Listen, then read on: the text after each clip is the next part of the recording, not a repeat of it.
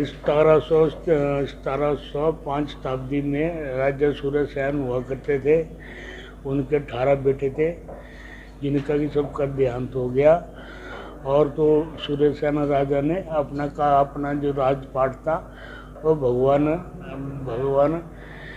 माधुराय को सौंप दिया था। इसके बाद जो है यहाँ का जो उस टाइम का जो कार्यकाल था वो भगवान माधुराय के आदेशानुसार ही चलता था। वो अपने आप तो सूर्यसेन राजा जो है वो भगवान के सेवक बन गए और जो है राजपाट जो है अपने आप ही करते थे। और माधुराय को जो है उन्होंने अपना राजपाट जो था सौंप दिया था। शिवरात्रि में भी माधवराय की पालकी कहा जाता है कि जब तक पालकी नहीं निकलती है तब तक जो है अब महाशिवरात्रि उत्सव जो है मनाया जा रहा है। तो तब से लेके अब तक जो है शिवरात्रि का उत्सव यही से मनाया जाता है। और सारे देवी देवता जी यहाँ आते हैं, भूतनाथ में भी जाते हैं और अपने अपने स्थानों को जो है चले जाते हैं।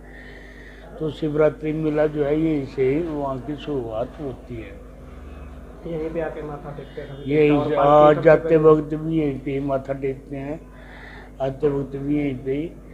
और जब तक मेला लगा हुआ तब तक यही रहेंगे और मंडी में ही उनकी सारी व्यवस्था जो है प्रशासन ही करता है। तो देवता जो कार्य है 216 देवी देवता तो पंचपीते जो मंडी में हम बुलाते हैं, प्रशासन द्वारा उनको निमंत्रण दिए जाते हैं। उसके अतिरिक्त कम से कम 17 और अन्य पंच देवता मंडी में आते हैं। इसके अलावा 2 देवता कुल्लू से आ रहे हैं। ये जो हमारा जो मेला होता था अजय सैन के टाइम से मेले जो भूतनाथ की स्थापना होती उसका विजय सैन जी राजा हुआ, उसमें शिवरात्रि का जो है पूर्ण रूप से मेला मनाने लगे, पूर्ण रूप से देवता आने लगे। और पहले जो है जब हमारे माधुराय की मूर्ति बनी है तो उस टाइम वैष्णव रूप में चलते थे।